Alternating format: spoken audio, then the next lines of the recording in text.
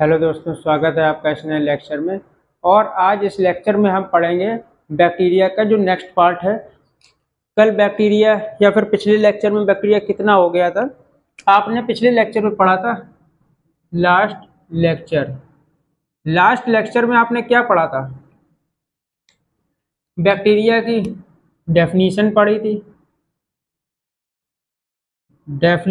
थी। ठीक है, बैक्टीरिया का। फिर उसके बाद उसमें पढ़ा था आपने स्ट्रक्चर एंड इट्स फंक्शन। ये आपने लास्ट लेक्चर में बात कर लिया था। ठीक है, अब बात करेंगे यहाँ पे। ये हो गया था, ये हो गया था, तो ये दोनों टॉपिक हो गए थे। अब यहाँ पे बात होगी किसकी?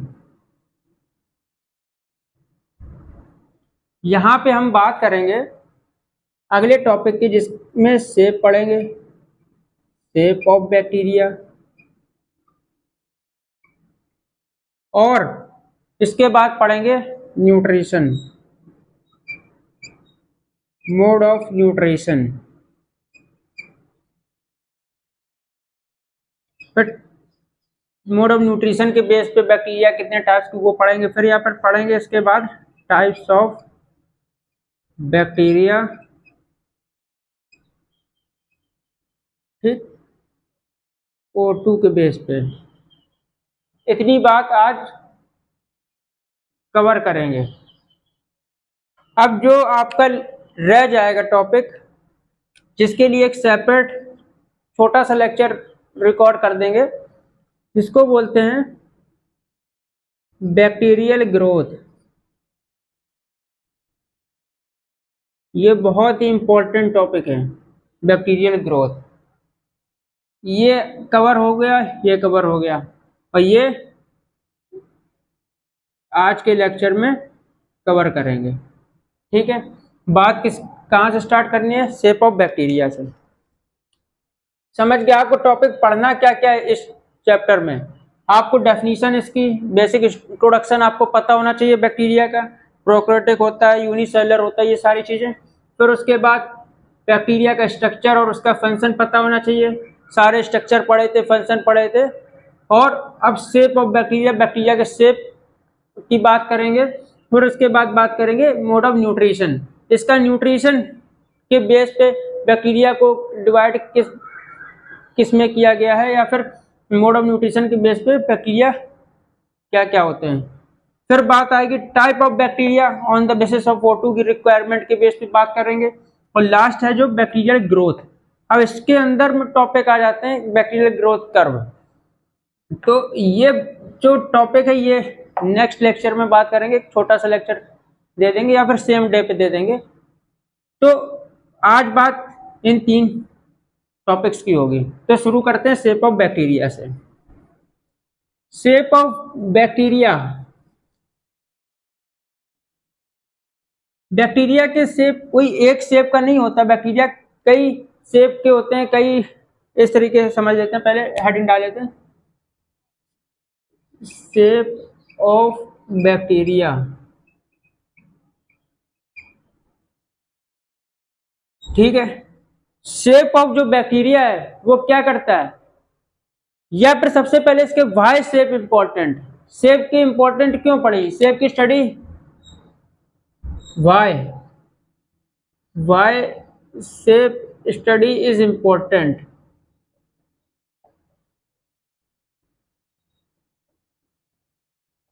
ये जान लेते हैं शेप से क्या मिलेगा। शेप क्यों जरूरी है जानना? शेप इसलिए जरूरी है, पहली चीज बैक्टीरिया की आइडेंटिफिकेशन हो सके। ठीक, बहुत इंपॉर्टेंट। किसमें हेल्प करता है? बैक्टीरिया की आइडेंटिफिकेशन में और इसकी क्लासिफिकेशन में।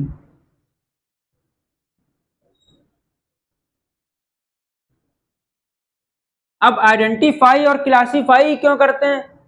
क्योंकि आगे हमको ट्रीटमेंट उस बेस पे देना पड़ेगा, कौन सा बैक्टीरिया है, कौन उस बेस का जो बैक्टीरिया है वो क्या ट्रीटमेंट उसके लिए सही रहेगा। तो इसलिए हम लोग उसको बैक्टीरिया को आइडेंटिफाई करते हैं और क्लासिफाई करते हैं। और शेप क्या करता है, जो शेप है ना, शेप ये मेंटेन रहता है,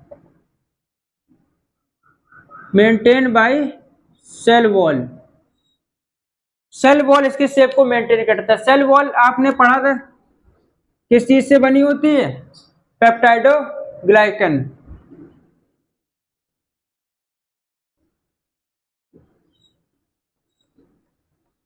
पेप्टाइडोग्लाइकन की ये सेल वॉल बनी होती है। अब ये शेप और क्या करता है, एक नोट में याद रखिएगा,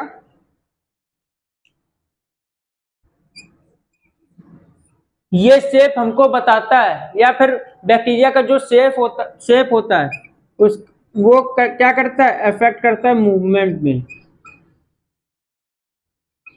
किस तरीके का शेप है वो बताएगा, या फिर वो उसके शेप का अकॉर्डिंग वो मूवमेंट कैसे करेगा, वो डिपेंड करता है किससे, शेप पे। सपोज इस तरीके का बैक्टीरिया है और इस तरीके का बैक्टीरिया है, दो अलग अलग टाइप के शेप के बैक्टीरिया है। ये क्या करेगा, ये रोल अच्छा कर लेगा, क्या कर लेगा, रोल अच्छा कर लेगा। ये क्या करेगा, ये जल्दी मूवमेंट, टर्न जल्दी हो जाएगा, मूवमेंट कर लेगा जल्दी। तो ये अलग अलग मूवमेंट में कह दो अफेक्ट करता है इसका शेप। और किसमें, अब कोई चीज इस तरीके की है तो ये क्या करेगी, स्टिक जल्दी कर जाएगी किसी सरफेस पे। और ये जो बैक्टीरिया है इस तरीके का शेप, ये स्टिक ना करके ये रोल होता जाएगा, तो ये क्या करता है, ऑल्सो किसमें अफेक्ट करता है, अटैचमेंट में, अटैचमेंट। ये शेप का काम होता है, और शेप क्या हेल्प करता है, कहाँ पे हेल्प कर रहा होता है हमको, इसलिए शेप की स्टडी करनी है। अब बात करते हैं कौन कौन से शेप आते हैं इसमें। सबसे पहले बात करेंगे शेप की, कोकस। एक शेप होता है बोलते हैं कोकस, ठीक। अब ये कोकस क्या करता है, बैक्टीरिया अलग अलग शेप के बताए क्यों होते हैं, क्या इंपॉर्टेंस स्टडी करने की, क्योंकि आइडेंटिफिकेशन और क्लासिफाई करने में हेल्प करते हैं। इतनी बात समझ में आई। अब बात करते हैं क्या क्या शेप होते हैं। कोकस एक शेप है, एक बैक्टीरिया है, किस शेप का, कोकस शेप का। ये किस तरीके का होता है, ये राउंड शेप का होता है, राउंड या ओवल बोल दें इसको। अब इसको याद कैसे रखना है, सी से कोकस और सी से सर्कल, ठीक। ये सर्कल के शेप का होता है और राउंड ओवल इस तरीके का होता है। सर्कल भी अगर बोला जाए तो इसको बोलना परफेक्ट सर्कल। जो परफेक्ट सर्कल होता है उसको बोलते हैं कोकस। अब इनकी एक खास बात याद रखना, खास बात क्या है, मोस्टली ये नॉन मोटाइल होते हैं।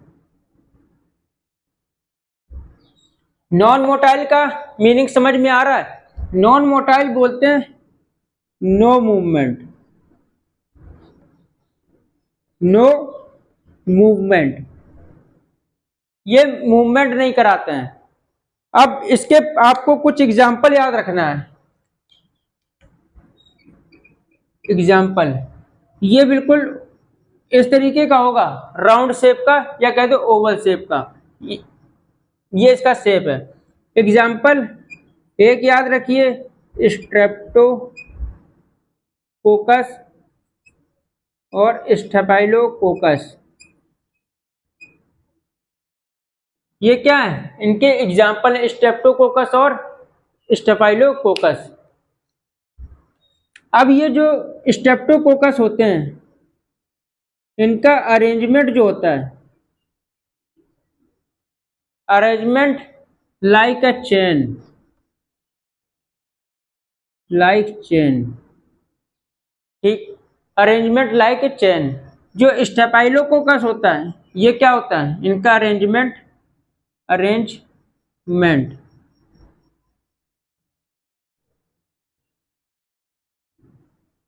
Arrangement like clusters. स्टेप्टोकोकस एक चेन के फॉर्म में होते हैं और जो स्टेपाइलोकोकस होता है ये बैक्टीरिया ये क्लस्टर के फॉर्म में। क्लस्टर मीन्स गुच्छा। इसको इस तरीके से और समझ लेते हैं, ग्रेप्स, समझे। ग्रेप्स क्या होता है, अंगूर जो होते हैं वो एक गुच्छे में होते हैं, उसी के तरीके समझ लिए स्टेपाइलोकोकस।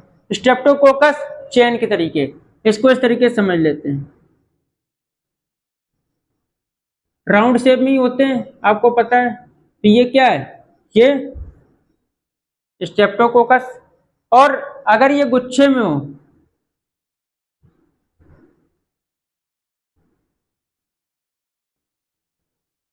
इस तरीके से, ये किस में आ गया, ये क्लस्टर्स बना होगा, छोटे छोटे स्मॉल स्ट्रेप्टोकोकस या कोकस बैक्टीरिया का एक क्लस्टर के फॉर्म में, एक गुच्छे के फॉर्म में होंगे, तो वो बोलेंगे स्टेफाइलोकोकस होगा और स्ट्रेप्टोकोकस होगा। इनका ये शेप याद रखना, चेन याद रखना, क्लस्टर में याद रखना बहुत जरूरी है। क्यों जरूरी है, आगे चल के हमको पढ़ना है बैक्टीरियल ग्रोथ। बैक्टीरियल ग्रोथ तो इसमें पढ़ेंगे, लेकिन और कल्चर मीडिया पढ़ेंगे इस माइक्रोबायोलॉजी में। तो कल्चर मीडिया में क्या करते हैं, थोड़ी सी हिंट ले लीजिए, बैक्टीरिया का कल्चर कराते हैं, ग्रोथ कराते हैं, आर्टिफिशियली ग्रोथ कराते हैं। अब एक प्लेट, सपोज ये प्लेट है, पेट्री डिश मान सकते हैं इसको।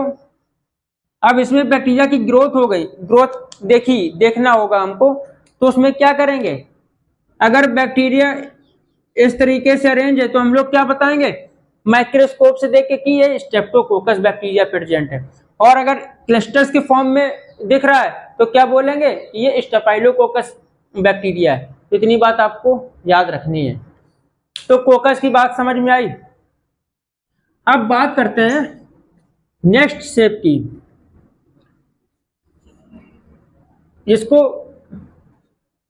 इस चैप्टर को या फिर कह दो इस टॉपिक को इसलिए इतने आराम से, इतना स्लो में पढ़ा रहे हैं कि ये बहुत ही इंपॉर्टेंट है। क्योंकि आगे कल्चर मीडिया में कल्चर टेक्निक जब करेंगे तो उसमें जब बैक्टीरिया को वहां से पिक करेंगे और फिर उसके स्ट्रिकिंग करेंगे, ये सारी चीजें टेक्निक आती हैं, तो उसमें बहुत हेल्प मिलेगी इनको देखने में। हालांकि ये हमारा पार्ट नहीं होता कि उसको ऑब्जर्व करना, लेकिन पता होना बहुत जरूरी रहता है। एग्जाम में, प्रैक्टिकल में, कॉलेज में, स्पॉटिंग में पूछ लेते हैं। तो शेप पहला पढ़ लिया क्या, कोकस। सेकंड क्या है, बैसिलस। ठीक, ये एक रॉड लाइक स्ट्रक्चर है, रॉड लाइक स्ट्रक्चर। बैसिलस जो है वो रॉड लाइक स्ट्रक्चर है, एक लॉन्ग और सिलेंड्रिकल के फॉर्म में, लॉन्ग एंड सिलेंड्रिकल। ठीक, बैसिलस क्या, एक रॉड लाइक स्ट्रक्चर। रॉड कैसे समझ लेते हैं, इस तरीके से समझ लीजिए इसको।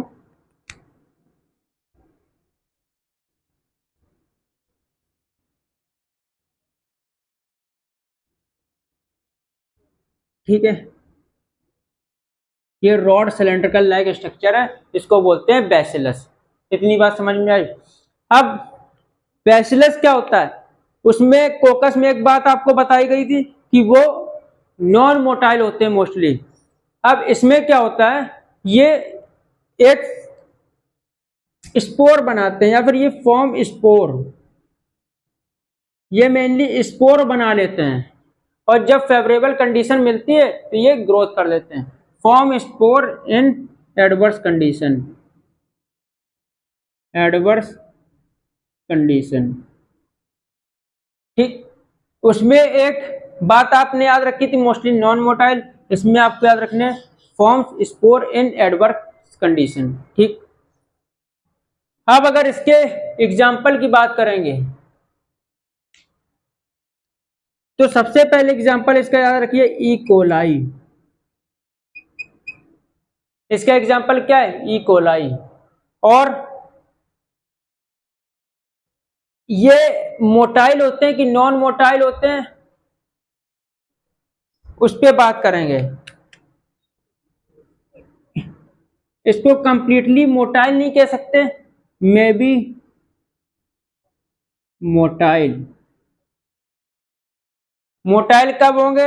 अगर उसमें फ्लैजिला प्रेजेंट होगा। फ्लैजिला प्रेजेंट होगा तो ये क्या होंगे? मोटाइल होंगे। अब ई कोलाई एक बैक्टीरिया है, वो नॉर्मली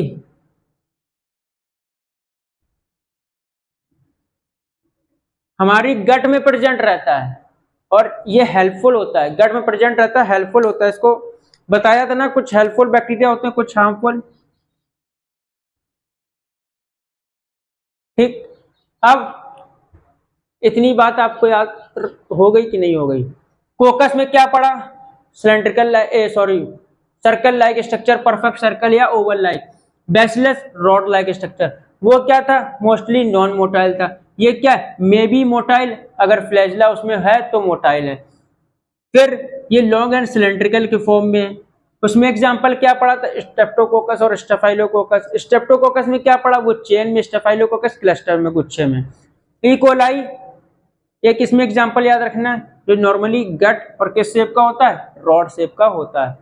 ठीक है। अगर आपको रॉड शेप का दिखेगा तो वो आप बताना है कि वो बैसिलस है। कौन सा बैसिलस है, कौन से बैसिलाई है? बैसिलाई मतलब, बैसिलस और बैसिलाई डिफरेंस एक है तो बैसिलस, और अगर बहुत ज्यादा है तो बैसिलाई। ठीक है, ये बैसिलस की बात हो गई। अब बात करते हैं स्पाइरेलियम की। जो इसका नेक्स्ट शेप है स्पाइरेलियम।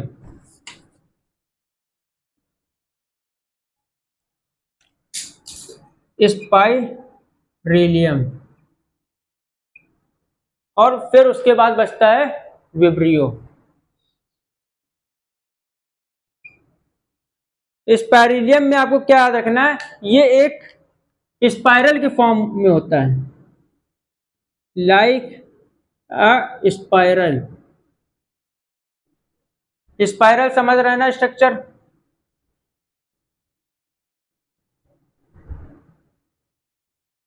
इस तरीके का घुमावदार, उसको बोलते हैं क्या? स्पाइरेलियम, जो स्पाइरल लाइक स्ट्रक्चर होता है। अब बाकी पढ़ा कि वो मोटाइल होते हैं या फिर नॉन मोटाइल होते हैं, मे बी मोटाइल हो सकते हैं कि नहीं हो सकते, वो आपने पढ़ा।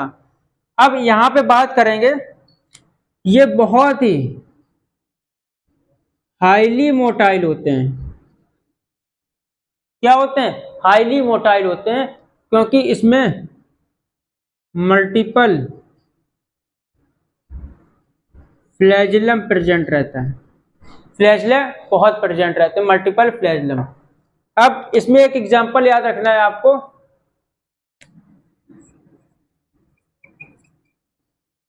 स्पाइरेलियम माइनस या माइरस करके एक एग्जांपल होता है, आपको याद रखना। स्पाइरेलियम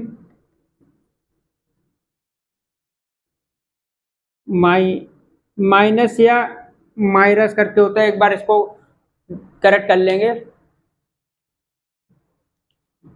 तो स्पाइरल की बात कर ली। अब बात करते हैं विब्रियो की। विब्रियो, विब्रियो क्या होता है? ये एक कॉमा लाइक स्ट्रक्चर होता है। क्या? Comma like structure. ठीक। कॉमा लाइक स्ट्रक्चर कैसा होता है?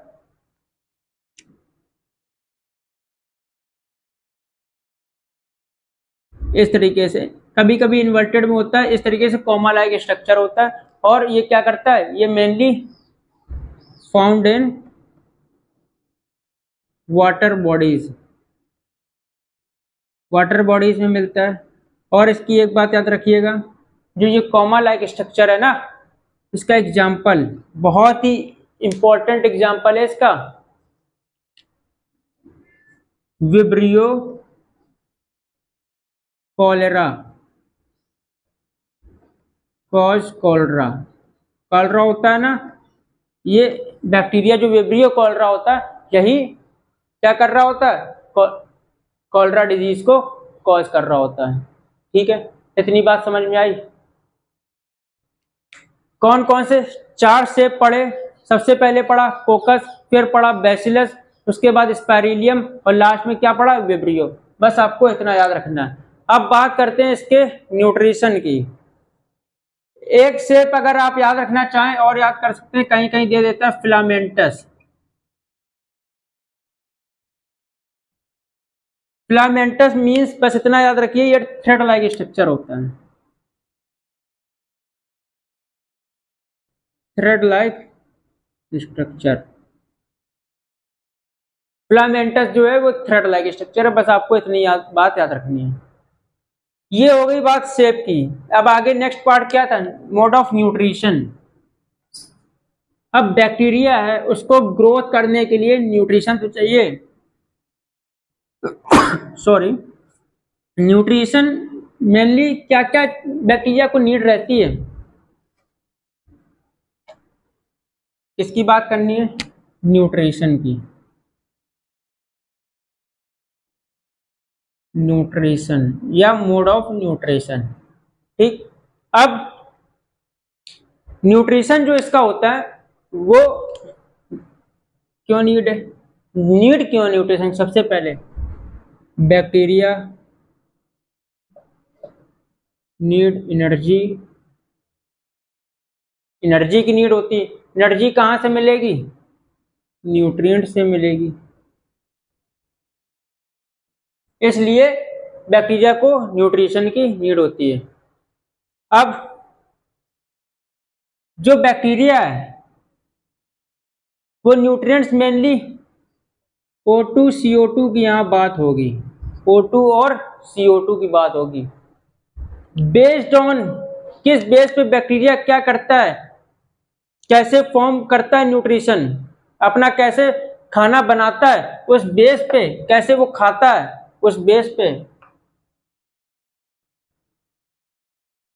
माइक डाउन हो गया क्या?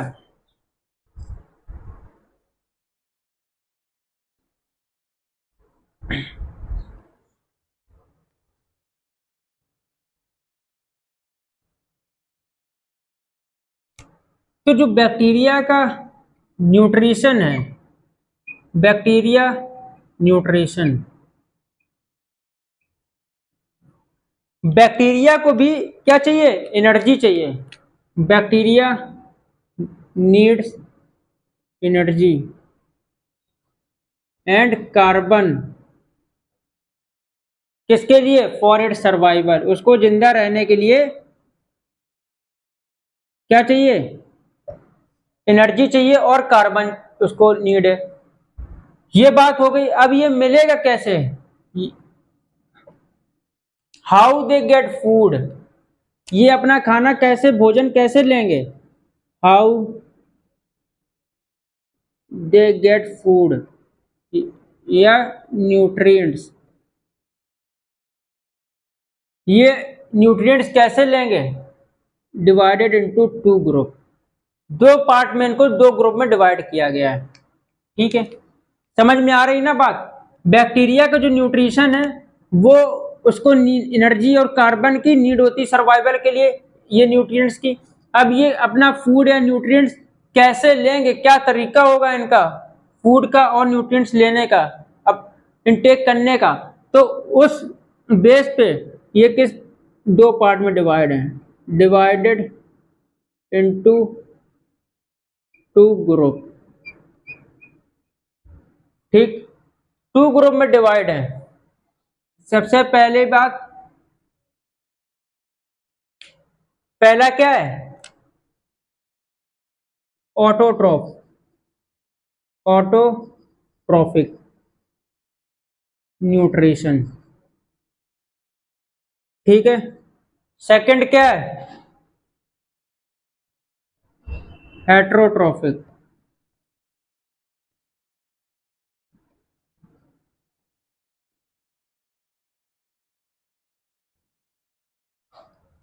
समझ गए बात।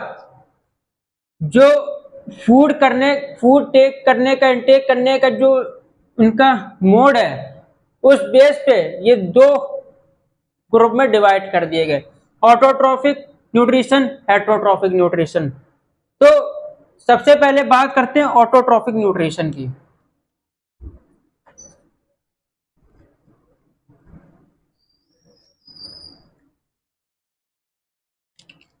यहां पे ही समझ लेते हैं ऑटोट्रॉफिक न्यूट्रिशन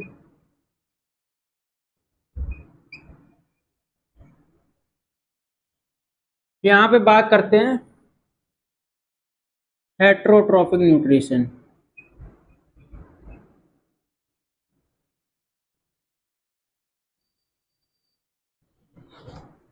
ठीक है, ऑटोट्रॉफिक न्यूट्रिशन और heterotrophic nutrition.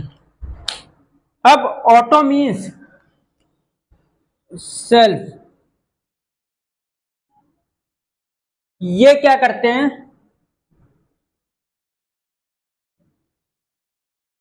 Make their own food, ये अपना फूड, अपना खाना खुद बनाते हैं, अपना न्यूट्रिएंट खुद बनाते हैं, इनको बोलते हैं ऑटोट्रॉफिक न्यूट्रिशन। जो हेटरोट्रॉफिक न्यूट्रिशन होता है, ये क्या कर, जो इसमें बैक्टीरिया जो आते हैं, ये डिपेंड ऑन अदर्स, अदर्स का मतलब अदर ऑर्गेनिज्म पे डिपेंड करते हैं for their nutrition, for their nutrition या फूड। ठीक, ये बात समझ में, डिफरेंस क्लियर हुआ। ये अपना न्यूट्रिशन, अपना खाना खुद बनाएंगे और ये किसी अदर ऑर्गेनिज्म पर डिपेंड करेंगे। समझ में आई इतनी बात? अब ये अपना खाना किस तरीके से बना रहे हैं, इस बेस पे ये दो पार्ट में डिवाइड कर दिए गए हैं, एक फोटो ऑटोट्रॉफ, फिर उसके बाद कीमो ऑटोट्रॉफ।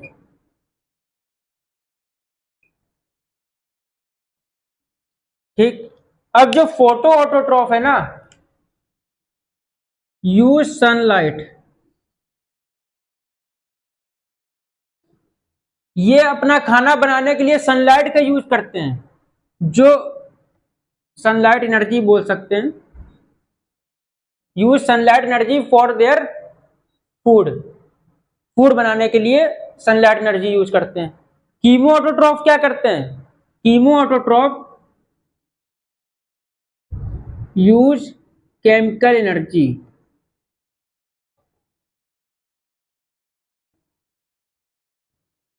Chemical energy. अब इसमें ऑक्सीडेशन, सल्फर, ये आगे काफी पार्ट है, बस आपको इतनी बात याद रखनी है। ऑटोट्रॉफ न्यूट्रिशन में ये क्या करते हैं, अपना खाना खुद बनाते हैं। अपना खाना खुद कैसे बनाते हैं, अगर सनलाइट की एनर्जी से बना रहे हैं तो उनको बोलते हैं फोटो ऑटोट्रॉफ, और जो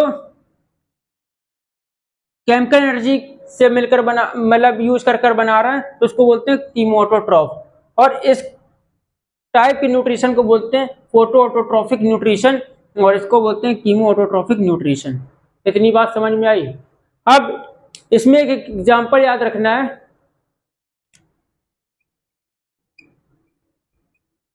साइनोबैक्टीरिया,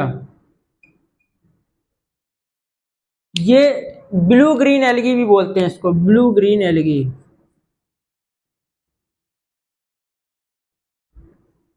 ब्लू ग्रीन एल्गी, जो ये एल्गी होती है, साइनोबैक्टीरिया को ही ब्लू ग्रीन एल्गी बोलते हैं। ये अपना खाना खुद बनाते हैं, इससे सनलाइट की एनर्जी यूज करके। अब जो कीमो ऑटोट्रॉफ की बात आ गई, तो इसमें कई बैक्टीरिया आ जाते हैं। एक एग्जांपल याद रखते हैं इसमें, नाइट्रोकोकस याद रख लीजिए आप, नाइट्रोकोकस या नाइट्रोसोमनास बैक्टीरिया, ये इस तरीके के बैक्टीरिया होते हैं जो आपको क्या कीमो ऑटोट्रॉफिक न्यूट्रिशन करते हैं। अब बात करते हैं हेटरोट्रॉफिक न्यूट्रिशन की, क्या depend on other for their nutrition. अब अदर में कैसे ये सेम चीज कैसे वो न्यूट्रिशन लेंगे, उस बेस पे ये 3 पार्ट में डिवाइड है। सेप्रोफिटिक, सबसे पहले सेप्रोफिटिक न्यूट्रिशन आता है, फिर उसके बाद आता है पैरासिटिक, और लास्ट सिम्बायोटिक। ठीक, अब जो सेप्रोफिटिक न्यूट्रिशन है ना, ये क्या करता है,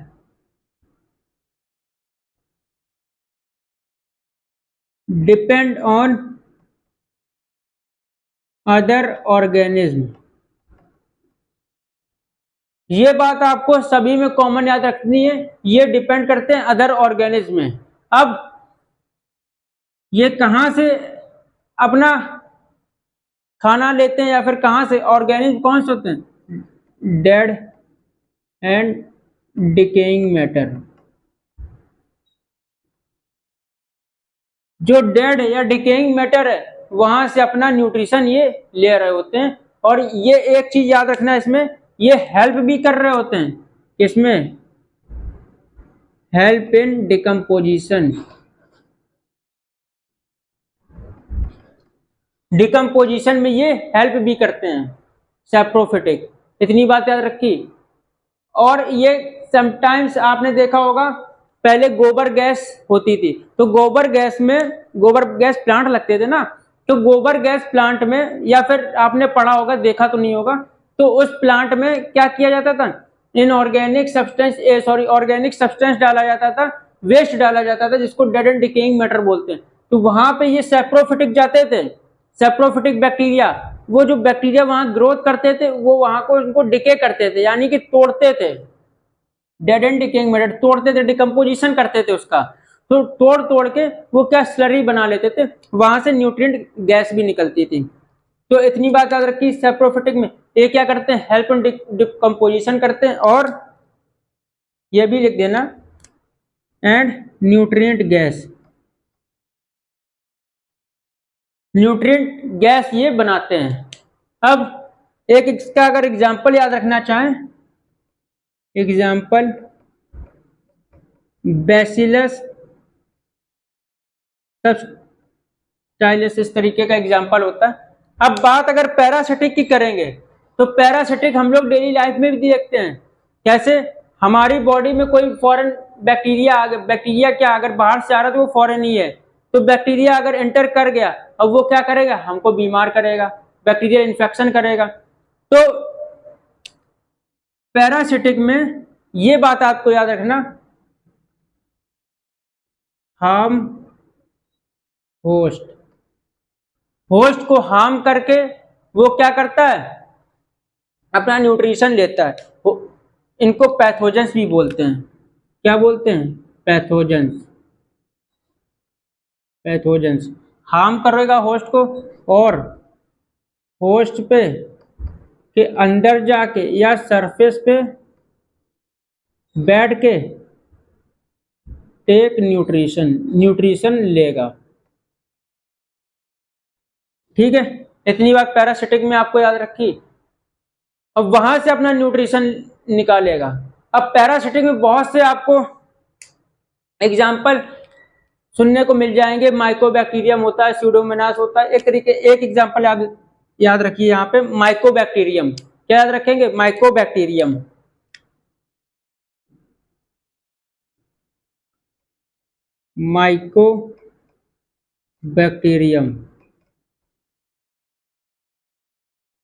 माइकोबैक्टीरियम।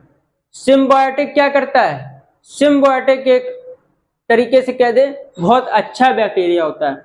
क्यों अच्छा बैक्टीरिया होता है, ये जो न्यूट्रिशन लेता है ना, वो ना तो होस्ट को हार्म करता है, ना तो मतलब एक ये म्यूचुअल, ऐसे समझ लेते हैं, म्यूचुअल, ये एक म्यूचुअल होता है। ये क्या करेगा, बैक्टीरिया उस होस्ट को हेल्प करेगा और उससे बदले में क्या लेगा, न्यूट्रिशन लेगा। अब इसकी अगर एग्जाम्पल की बात करेंगे, तो इसके एग्जाम्पल में आप याद रखिए, राइजोबियम। समझ में आया? सिम्बायोटिक, सिम्बायोटिक मीन्स ऑर्गेनिज्म की हेल्प करेगा, की हेल्प, और वहां से न्यूट्रिशन भी लेगा, न्यूट्रिशन टेक, वहां से न्यूट्रिशन लेगा। ये है सिम्बायोटिक का काम। ठीक है, बिना हार्म किए वो वहां से न्यूट्रिशन लेगा और उसकी हेल्प भी करेगा ऑर्गेनिज्म। तो इतनी बात समझे। हेटरोट्रॉफ में, फोटोट्रॉफ में, कीमोट्रॉफ में डिवाइड किया, सॉरी ऑटोट्रॉफिक न्यूट्रिशन में, हेटरोट्रॉफिक न्यूट्रिशन में सैप्रोफिटिक, पैरासिटिक, सिम्बायोटिक। ये इसके न्यूट्रिशन की बात हो गई। अब बात करते हैं types of bacteria.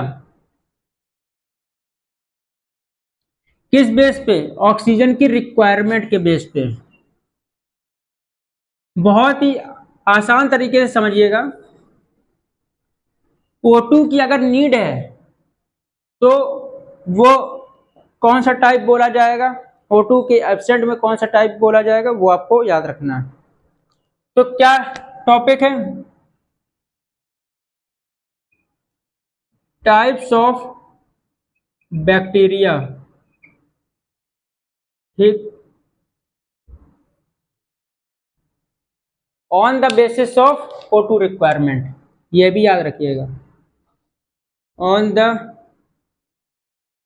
Basis of O2 requirement.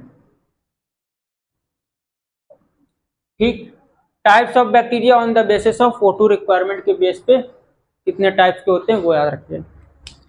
ये 3 टाइप्स के होते हैं मेनली। पहला obligate aerobes, second obligate anaerobes, aerobes mean समझिए ऑक्सीजन, और एनारोब्स ऑक्सीजन एब्सेंट। तीसरा फैकल्टेटिव,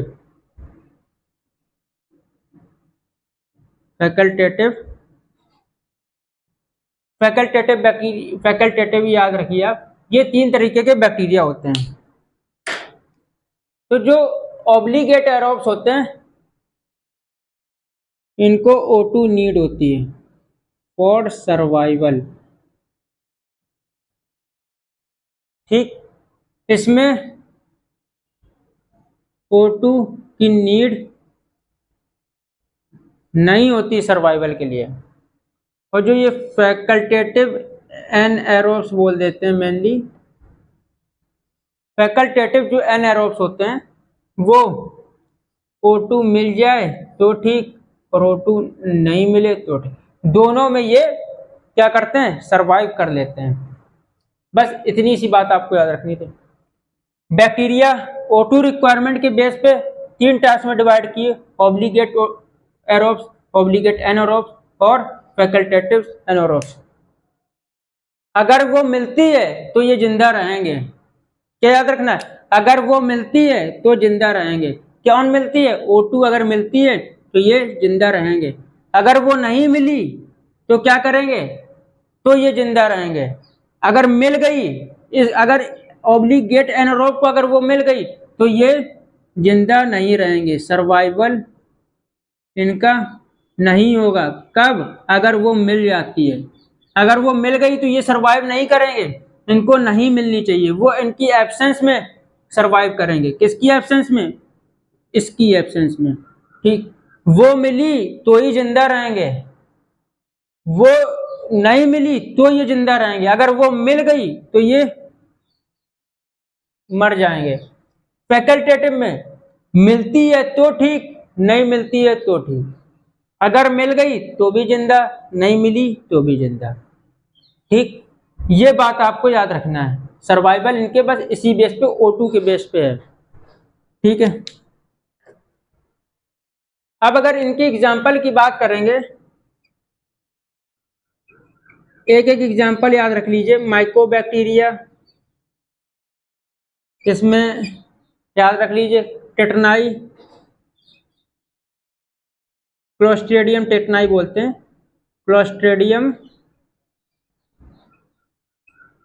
टेटनी। ठीक है, ये एक एग्जाम्पल इसके याद रखिए। अब अगर इसकी बात करेंगे फैकल्टेटिव एनारोब्स की, इसमें आ जाता है आपका एग्जाम्पल ई कोलाई। ठीक, बस आपको इतनी सी बात याद रखनी थी। टाइप्स ऑफ बैक्टीरिया में obligate anaerobes, obligate anaerobes, facultative anaerobes. ठीक, मेनली ये क्या करते हैं, O2 मिला तो ठीक, नहीं मिली तो ठीक, दोनों में ये सरवाइव कर जाते हैं। यहाँ पे O2 मिलना ही चाहिए और इसको O2 पसंद नहीं, नजरों से इसको O2 मिलनी नहीं चाहिए। समझ में आई इतनी बात? तो आज के लेक्चर में इतना ही रखते हैं। एक छोटा सा पार्ट लेक्चर आएगा, उसमें आपको बताया जाएगा बैक्टीरियल ग्रोथ। वो बहुत ही इंपॉर्टेंट टॉपिक रहेगा, क्योंकि उसमें बैक्टीरियल ग्रोथ कर्व बताया जाएगा, फेजेस बताए जाएंगे, कब क्या फेजेस उसमें आते हैं बैक्टीरियल ग्रोथ। बहुत छोटा 15 से 20 मिनट का हो सकता है लेक्चर आए, वो सेम डे पे ही रिलीज कर देंगे दोनों। तो क्या क्या पढ़ा स्टार्टिंग से, एक बात याद कर लीजिए, डेफिनेशन पढ़ी। ठीक, उसके बाद आपने पढ़ा शेप, आज पढ़े, न्यूट्रिशन पढ़ा, टाइप्स पढ़े। फर्स्ट लेक्चर में डेफिनेशन पढ़ी थी और उसका स्ट्रक्चर एंड फंक्शन पढ़े थे। ठीक, ये टॉपिक आपने कवर कर लिए। नेक्स्ट लेक्चर में आपको बताया जाएगा या छोटे से पार्ट में बैक्टीरियल ग्रोथ कर्व। ठीक है, तो आज का लेक्चर इतना ही रखते हैं, मिलते हैं अगले नेक्स्ट लेक्चर में। तब तक के लिए थैंक यू।